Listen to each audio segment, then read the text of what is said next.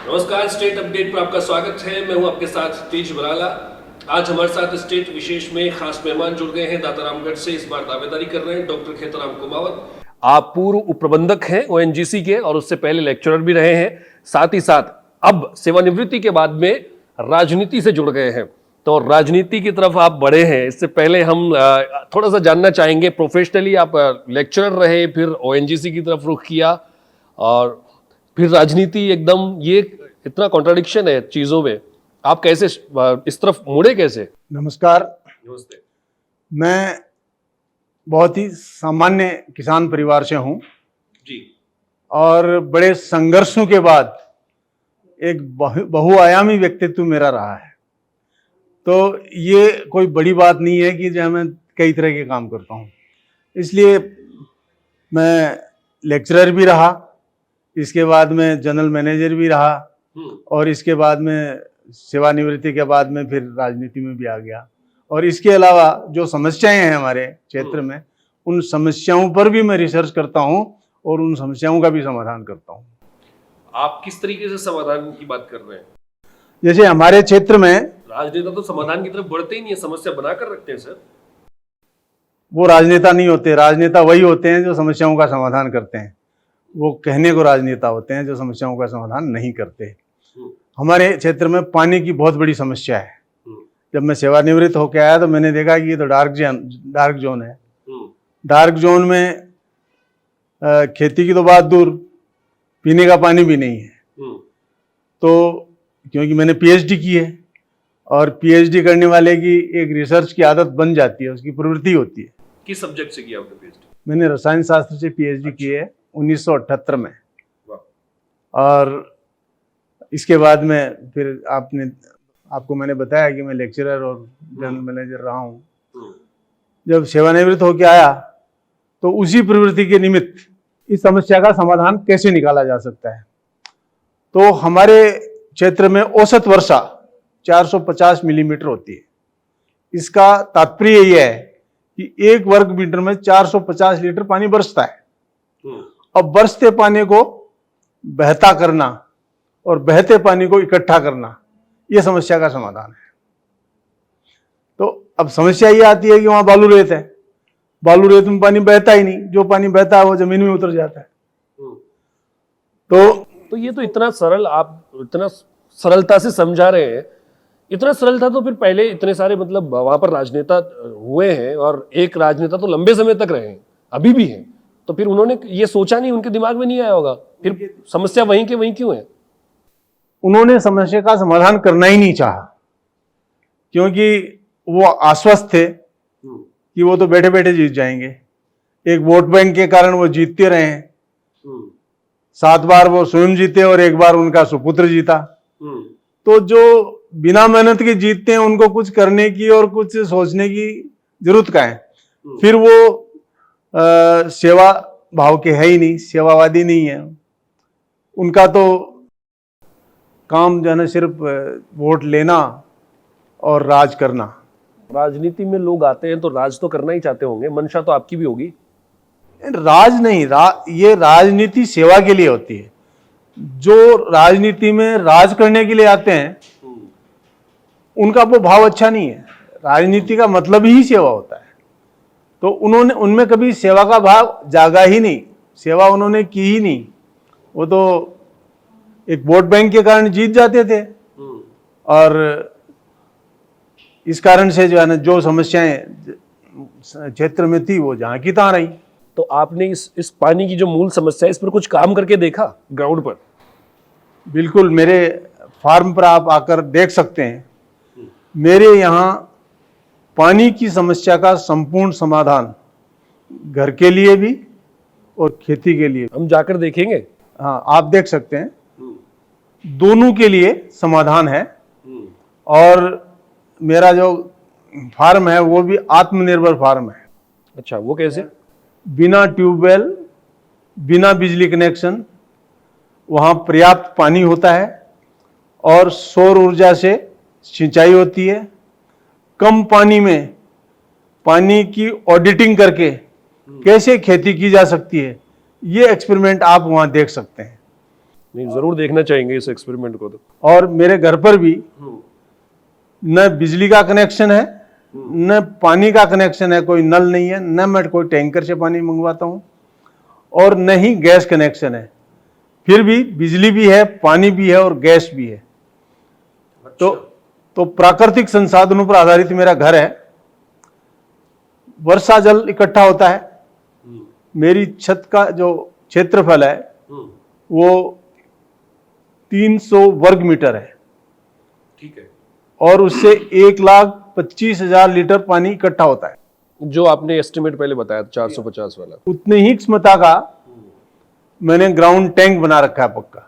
अच्छा। यानी वो 25 टैंकर के बराबर हो गया, क्योंकि एक टैंकर में 5,000 लीटर होते हैं। तो 25 टैंकर मुझे साल भर पर्याप्त होता है, नहाने धोने पीने के लिए। देसी गायें रखता हूं तो उनको पिलाने के लिए भी वो पानी जाना पर्याप्त होता है। और घर पर जो बिजली है वो सौर ऊर्जा से है। गैस, वो गोबर गैस प्लांट लगा रखा है। देसी गायें रखता हूँ और उनके गोबर से जो गोबर गैस प्लांट लगा रखा है उससे गैस बनती है, उससे खाना बनता है। तो एक आत्मनिर्भर मेरा फार्म हाउस है। तो आप अगर राजनीति में आएंगे तो इस तरीके का कुछ काम करेंगे, आप ये कहना चाह रहे हैं? जहां जैसे समाधान ढूंढा जा सकता है जिस समस्या का। क्या और क्या समस्याएं हैं दातारामगढ़ में? दातारामगढ़ में जो मुख्य समस्याएं हैं वो सड़क, बिजली और पानी की है। सड़कें वहां की टूटी हुई है, कोई भी सड़क चलने लायक नहीं है। आप दांता से खाटू श्याम जी, दांता से आप राणोली, दांता से गोवटी, कोई भी सड़क ले लीजिए, उसमें गड्ढे ही गड्ढे हैं। वर्षा में इतना पानी भर जाता है कि गाड़ियां उसमें नहा के निकलती हैं। और बिजली गायब रहती है, आती ही नहीं है, कब गायब हो जाए पता नहीं। बिजली की बड़ी समस्या है। आजकल के नेताओं को जब मतलब अगर डिटेल स्टडी, क्योंकि मैं पॉलिटिक्स का स्टूडेंट भी हूँ एक तरह से, तो जब मैं देखता हूँ तो आजकल के नेता इतने शातिर हो गए हैं कि वो जहां जहां पर उनका वोट बैंक है वहां तो सड़कें बनवा ही लेते हैं। तो उनको फिर क्यों जरूरत है पूरी विधानसभाओं में काम? ये दुर्भाग्य है, नेता सबका होता है। और हमारे प्रजातंत्र में वोट डालने की प्रक्रिया नेता चुनने के लिए है। उसमें कोई बंटवारा नहीं होना चाहिए कि ये आदमी मेरा है और ये पराया है। जीतने के बाद में नेता सभी का होता है। लेकिन ये बहुत सैद्धांतिक सी बातें नहीं लगती कि धरातल पर लोग बाग ऐसा नेता को कम पसंद करते हैं? अगर ये सैद्धांतिक है तो फिर प्रजातंत्र का कोई अर्थ नहीं रह जाता। प्रजातंत्र सिद्धांत पर ही चलता है। तो वो लोग वोट बैंक के हिसाब से सड़कें बनवाते हैं, वोट बैंक के हिसाब से सारे काम करते हैं। वो उचित नहीं है। वो एक छोटा विचार है और एक सर्वजन हिताय और बहुजन सुखाय। लेकिन देखिए, ये बात तो मैं मान रहा हूँ, लेकिन एक बात बताइए, आप कहते हैं वोट बैंक की वजह से होता है। वोट बैंक की वजह से टिकट भी मिलती है लोगों को। आप भी दावेदारी कर रहे हैं तो कहीं ना कहीं आप कुमाऊत उससे जो है कैडर से आते हैं, तो कुमाऊत कास्ट है तो पार्टी देखेगी इस चीज को। तो जब राजनीति जब वो उस तरीके से होती है तो कहाँ दिक्कत है? ये राजनीति में है और ये होता है, लेकिन ठीक है, वो एक क्लोज एसोसिएशन हो सकता है। लेकिन जीतने के बाद में नेता जो है ना, उसको इस तरह से भेदभाव नहीं करना चाहिए। वो सबका काम। अच्छा, पॉलिटिकल पैरामीटर्स को छूते हुए भले आ जाए, लेकिन जब काम करने पे आए तो ऐसा नहीं करना चाहिए। और आपके यहाँ पर आपको लगता है ऐसा नहीं हो रहा है? नहीं, हमारे यहाँ ऐसा हो रहा है, वोट बैंक के हिसाब से काम हो रहा है। अच्छा। क्योंकि वर्तमान एमएलए वोट बैंक के हिसाब से काम करता है। वो सड़कें भी वोट बैंक के हिसाब से करवाते हैं, बाकी दूसरे विकास के काम भी वोट बैंक के हिसाब से करवाते हैं। तो ये ठीक नहीं है, मनस्थिति ठीक नहीं है। मनस्थिति नेता की ऐसी नहीं होनी चाहिए। वो सबके कल्याण के लिए काम उसको करना चाहिए। लेकिन आप जिस पार्टी से दावा कर रहे हैं, भाजपा से, वो तो अब तक वहां पर कहते हैं कि भैरव सिंह जी जब थे जनसंघ में, उसके बाद से वो जीत ही नहीं पाई है। तो वहां तो बिल्कुल एक ठप्पा लगा हुआ है कि भाई ये सीट तो कांग्रेस की है। तो आप ऐसी जगह पर क्यों जा रहे हैं? नेता तो दूसरी जगह से भी लड़ लेते हैं। इसको चैलेंज मानकर मैं जा रहा हूं, क्योंकि चैलेंज लेने की मुझे आदत है।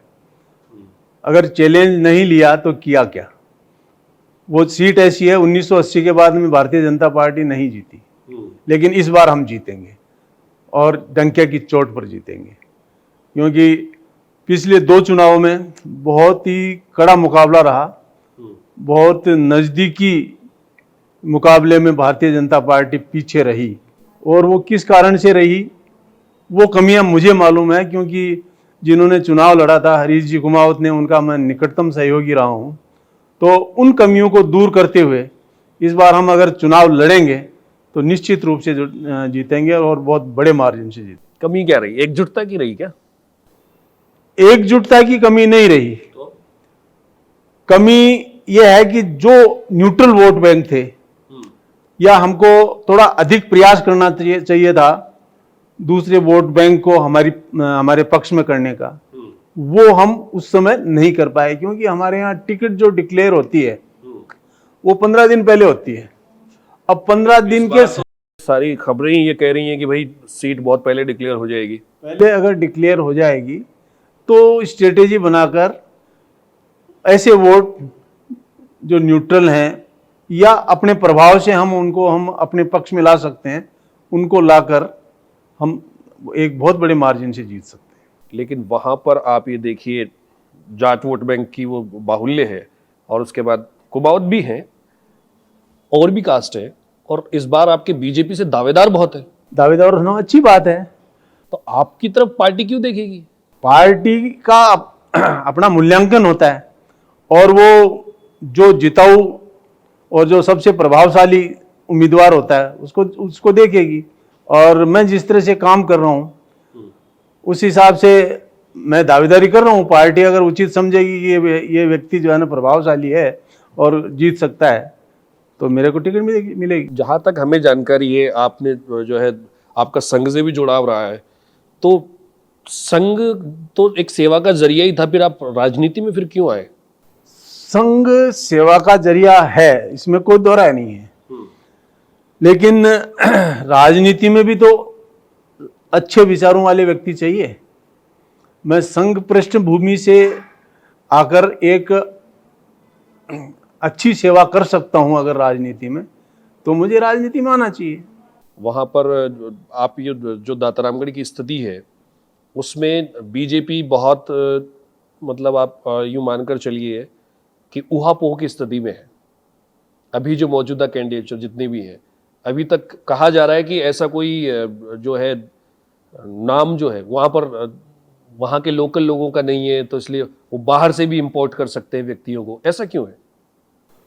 बाहर से इंपोर्ट करने से कोई फायदा होता नहीं है, क्योंकि हरीश जी कुमावत कुचामन से थे। हालांकि वो दोनों क्षेत्र जुड़े हुए हैं, तो बहुत बाहरी भी उनको नहीं कहा जा सकता है, और वो उनका अच्छा खासा प्रभाव था। लेकिन वो एक कद्दावर नेता होने के बाद भी वहाँ नहीं जीत पाए। वहाँ के स्थानीय होने से फर्क तो पड़ेगा। आप स्थानीय में कहाँ से आते हैं? आप दातारामगढ़ विधानसभा की बात करें तो? मैं दांता से ही हूँ। दातारामगढ़ का जो सबसे जनसंख्या की ओर से की दृष्टि से जो सबसे बाहुल्य वाला है क्षेत्र, उससे ही हूँ। दाता से? मूल दाता के निवासी हैं। मूल दाता से। और आपके फोरफादर्स वगैरह भी वहीं? पढ़ाई लिखाई भी आपकी वहीं हुई? 10वीं तक मेरी दांता में पढ़ाई हुई, इसके बाद में जयपुर में हुई। बीएससी, एमएससी, पीएचडी सब जयपुर से किया मैंने। यहाँ जयपुर से पढ़ाई की, और उसके बाद पहली नौकरी कहाँ लगी आपकी? मैं गवर्नमेंट कॉलेज डूंगरपुर में लेक्चरर बनकर गया, और इसके बाद में 1 साल बाद मेरा स्थानांतरण हो गया गवर्नमेंट कॉलेज करौली में। वहाँ 2 साल सेवाएं दी। इसके बाद में फिर oil and natural gas corporation में मैं चला गया सन 82 में। वहाँ सर्विसेज देने के बाद में 2013 में मैं सेवानिवृत्त होकर और फिर जो है ना यहाँ दांता आ गया। पहले कोई आपके अलावा, जैसे आप बताया आप हरीश जी के सहयोगी रहे, तो आप तो लंबे समय से एक्टिव हैं, लेकिन आपके परिवार में से भी कोई रहा है क्या पॉलिटिकल सिनेरियो किसी का? नहीं, कोई नहीं रहा, क्योंकि सब हम काश्तकार लोग हैं, काफ़ी लंबी चौड़ी ज़मीन है, तो कृषि में ही हमारा परिवार व्यस्त रहा है। तो कृषि के लिए अब तो वहाँ पर स्थितियाँ नहीं है, तो आप आएंगे तो कुछ करेंगे उनके लिए? हाँ बिल्कुल, मैंने प्रेरणा के लिए ही अपने फार्म को मॉडल बनाया है। मैंने अपने फार्म में, जैसे मैंने आपको बताया कि बिना ट्यूबवेल और बिना बिजली कनेक्शन के कैसे बागवानी की जा सकती है, कैसे वहाँ खेती की जा सकती है, ये एक मॉडल बनाकर वहाँ जो है ना प्रेरणा दी है। अब तक हज़ारों किसान आ चुके हैं, 3000 से भी ज़्यादा किसान इधर सरदार शहर से लेकर दौसा तक के किसान वहाँ आकर प्रेरणा ले चुके हैं। मैं उनको प्रशिक्षण भी दे चुका हूँ और ये किसानों के हित में मैं काम करता रहता हूँ। आपने अभी हमारे पास पहुंचा था परिवर्तन संकल्प पत्र, आप जो उसमें कुछ आपने अपील की थी जनता से, वो क्या थी? वो तो आपने देखा ही होगा जी। उसमें हमने यही कहा कि भाई ये एक परिवार वोट बैंक के आधार पर वर्षों वर्ष तक एमएलए बना बैठा है और वो कुछ नहीं कर रहा है, क्योंकि वो आश्वस्त है, उसने बपोती मान ली है कि वो एमएलए हमेशा रहने वाला है। लेकिन ऐसा नहीं है। जनता जब जागती है तो किसी को भी उतार सकती है। भाजपा परिवारवाद से मतलब इतना अगेंस्ट क्यों है? बाप की लेगेसी को बेटा चलाए, क्या दिक्कत है? दिक्कत है ना। कैसे दिक्कत? इसलिए है कि उनमें वो सक्रियता और वो काम करने की इच्छा नहीं रहती। जब उसके सामने चैलेंज होता है कि अगर मैं काम नहीं करूंगा तो जनता मुझे अगली बार हटा देगी, तो वो काम करेगा। भय भी ना होय न प्रीति। तो राजनीति में भी काम अब तभी होता है। और भारतीय जनता पार्टी की अलग बात है, क्योंकि भारतीय जनता पार्टी के लोगों का जो है ना ब्रॉटअप ऐसे वातावरण में होता है, वो होते ही सेवावादी हैं और राष्ट्रवादी होते हैं, इसलिए वो है। लेकिन फिर भी भारतीय जनता पार्टी ये कहती है कि ठीक है, हम जो है ना परिवारवाद को बढ़ावा नहीं देंगे, एक परिवार में से एक ही टिकट देते हैं। और इसके बाद में जो है ना परिवार में कोई वंश में आगे है तो उसको भी कोई बहुत अलग एक आप उसको अपवाद मान सकते हैं। बाकी जो है ना सामान्यतः ऐसा नहीं होता कि। अभी आपके यहाँ से जो आप बीजेपी कार्यालय पर पहुंचे थे, कुछ तकरीबन 25 लोगों के आसपास वो खबर छपी थी, क्या दिक्कत थी उनको? दिक्कत यह है कि 5 साल तक वहाँ कोई संरक्षण नहीं होता है।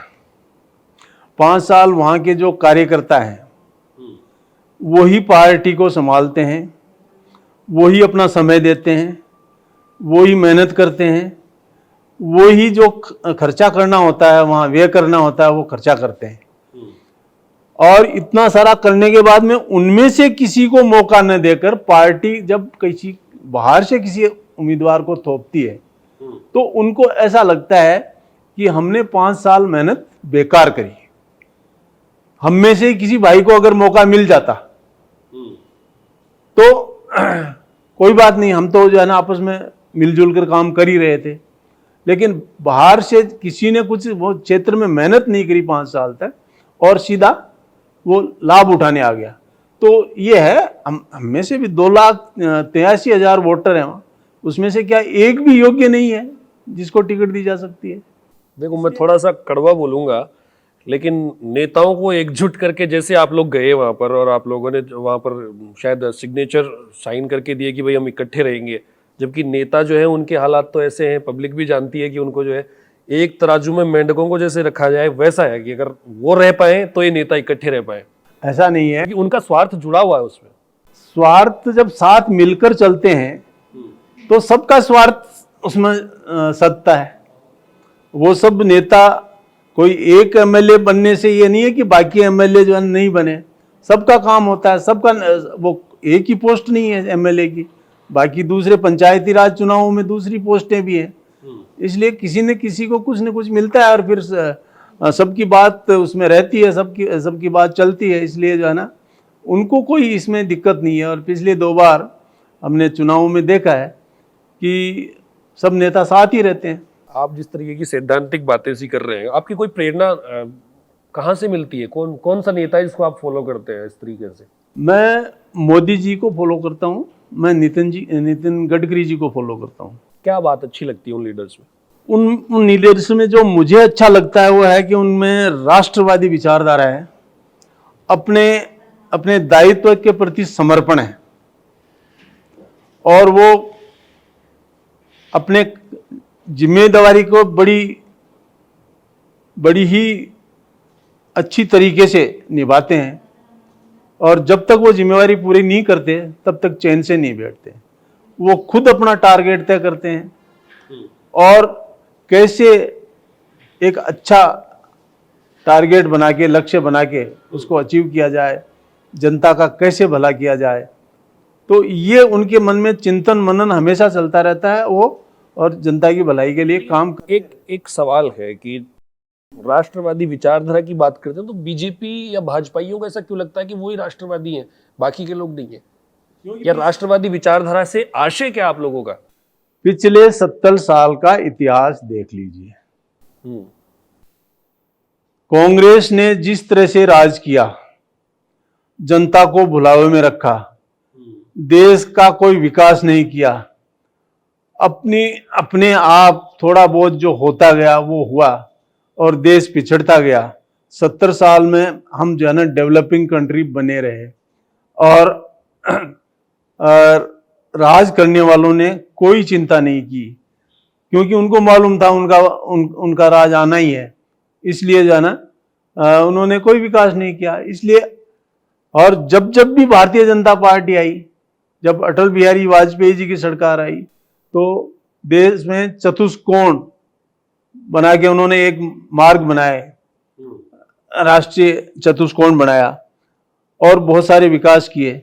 मोदी जी आए तो देश की इकोनॉमी देखिए 11वें स्थान पर थी, वो 5वें स्थान पर आ गई। और जितने भी विकास आप देखिए, 2013 में देश की हालत क्या थी और आज देश कैसे चमक रहा है, तो अंतर है। तो जो देश के लिए सोचता है, देश के लिए काम करता है, वो राष्ट्रवादी ही होगा ना, और जो देश के लिए नहीं सोचता है वो राष्ट्रवादी नहीं है। सिंपल सी बात में इसमें तो किसी भी पार्टी में हो सकता है, ऐसे व्यक्ति तो किसी भी पार्टी में हो सकता है इस सोच का। अगर उस सोच का आदमी है तो उसको काम करना चाहिए, तो काम क्यों नहीं करते हो? तो आपको अगर मान लो टिकट मिल गई तो आप क्या काम करेंगे? ऐसा क्या लग रहा है आपको? दातारामगढ़ में क्या परिवर्तन लेकर आएंगे आप? दातारामगढ़ में सबसे पहले जो पानी की समस्या है उसका समाधान करूंगा। उसके 2-3 तरीके हो सकते हैं। एक तो घर का पानी घर में, यानी छत का पानी घर में, और खेत का पानी खेत में। उससे जितनी समस्या का समाधान हो सकता है वो तो करेंगे ही। इसके अलावा नहर का पानी लाने का भरपूर प्रयास करेंगे और जितना जल्दी हो सकता है वो करेंगे। सड़कें जो है वो सिर्फ इलेक्शन के टाइम पर जो है ना बनाना शुरू नहीं करेंगे, हमेशा सड़कें अच्छी क्वालिटी की बनी रहे, ये करेंगे। बिजली उसकी कटौती न हो, इसका पूरा प्रयास करेंगे, बिजली सस्ती दरों पर मिले। और इसके अतिरिक्त लोगों को वो सुविधाएं दी जाए जिससे उनकी 24 घंटे बिजली उनको घर पर तो कम से मिले। शाम को खाना खाने बैठे और बिजली चली जाती है, अंधेरा हो जाता है, और बाई चांस अगर मेहमान आए हुए हैं तो फिर आपको शर्मिंदा होना पड़ता है। फिर अगर चौमासे का टाइम है, अंधेरा भी है, मच्छर भी काट रहे हैं, तो कितना बुरा लगता है। ये हम कैसा विकास कर रहे हैं? तो बिजली 24 घंटा घरों में रहे, इसको हम महत्व देंगे।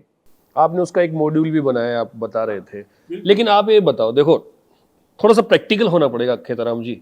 आप यूँ देखिए कि पार्टियां जब भी टिकट देती हैं तो वो विजय का फॉर्मूला जरूर देखती हैं, ठीक है?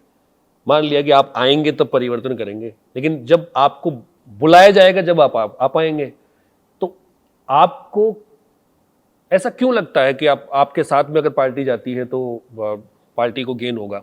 या पार्टी को ऐसा जब तक लगेगा नहीं तब तक वो सोचेगी नहीं, वो इस एंगल से जरूर सोचेगी? ऐसे कौन सा फैक्टर आपको दिख रहा है? बिल्कुल, पार्टी को जो है ना जिता उम्मीदवार चाहिए, और अगर पार्टी जीतेगी नहीं तो फिर काम कैसे होगा? लेकिन जीतेगा वही जो काम कर सकता है, जीतेगा वही जिसके पास योजनाएं हैं, जीतेगा वही स्ट्रेटेजीज बना के चलता है। मैं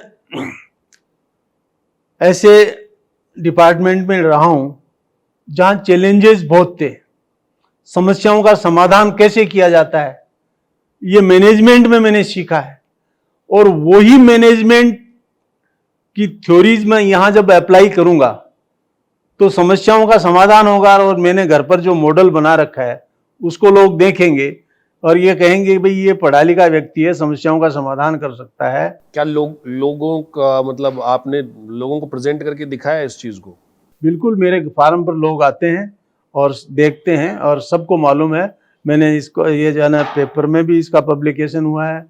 और लगभग कितने किसानों को आप मतलब वहाँ विजिट करवा चुके हैं? या वो तो मैंने बताया ना, सरदार शहर से लेके 2 तक 3000 किसान तो प्रशिक्षण ले चुके हैं। अच्छा, आप उनको ट्रेनिंग भी देते हैं? बिल्कुल, ट्रेनिंग दिया मैंने, और उन किसानों ने प्रेरणा लेकर और इस तरह से काम भी किया है।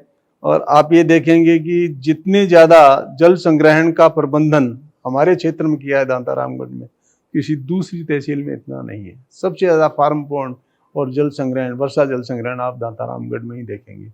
वो हमने जो प्रेरणा दी उसी के कारण वो हुआ है। दांतारामगढ़ के लोग जो भी आपको देख रहे हैं उनको क्या मैसेज देना चाहते हैं? दांतारामगढ़ के लोगों को मैं ये अपील करना चाहता हूँ कि इस आने वाले चुनाव में आप एक ऐसे नेता को चुनिए जो प्रभावशाली हो, जो आपकी समस्याओं का समाधान कर सके, जो विचारशील हो, योजना बना सके, स्ट्रेटेजीज बना सके और आपके जीवन को सुखी कर सके। ऐसे नेता को आप चुनिए जो साफ सुथरी छवि का हो, जो सुशिक्षित हो और जो आपके साथ मिलकर रह सके, आपके कंधे से कंधा मिलाकर जो है ना आपके साथ बैठता हो, आपके साथ उठता हो, आपके बीच में रहता हो। इसीलिए मैं कह रहा हूँ कि बाहरी जो नेता आते हैं वो चुनाव जीत के फिर बाहर चले जाते हैं। जैसे एक जो है ना हरियाणा से आए थे 1990 में और जीत कर वो चले गए, फिर वापस लौट कर उन्होंने देखा ही नहीं और जनता जो है ना ठगी सी रह गई। इसलिए स्थानीय की मांग हम करते हैं और स्थानीय नेता जब होता है तो जनता भी जो है ना उसका पूरा साथ देती है, उसको जिताती है। तो हमारी शुभकामनाएं आपके साथ हैं। हम चाहेंगे कि आप जैसे नेता आगे आए, लेकिन ये सब तय करता है पार्टियों पर, वो क्या सोचती है, जनता क्या सोचती है, वो जनता के भावों के साथ जाती है। तो हमारी शुभकामनाएं आपके साथ हैं। आप हमारे स्टूडियो पधारे उसके लिए बहुत बहुत धन्यवाद। साथ ही साथ दांतारामगढ़ की जनता से मैं भी एक बात कहना चाहूँगा कि जब भी किसी नेता को चुने उससे पहले उसको सुने, और सुनते समय ये जरूर देखिए कि वो बात कहीं बनावटी तो नहीं कह रहा है। वो कोई भी नेता हो सकता है, चाहे हमारे साथ रोज कोई ना कोई नेता बैठता है वो हो सकता है या कोई दूसरा हो सकता है। हर नेता को सुनिए और सुनकर उनसे सवाल करिए। जब तक सवाल करना नहीं सीखेंगे आप, तो आप यूं भूल जाइए कि आपके बच्चों का भविष्य कुछ सही दिशा में जा सकता है, क्योंकि सवाल आपका हक है। और अगर आप अपने हक को भूल जाएंगे तो फिर मुझे नहीं लगता कि हम इस देश के लिए कुछ अच्छा कर सकते हैं। जहां भी हैं आप अपनी भूमिका निभाइए, जरूर आगे बढ़ेगा ये देश। बहुत बहुत धन्यवाद आप यहाँ पर आए और आपको उज्जवल भविष्य की शुभकामनाएं। बहुत बहुत धन्यवाद, आपने इतने ध्यान से सुना, देखा। देखते रहिए स्टेट अपडेट। नमस्कार।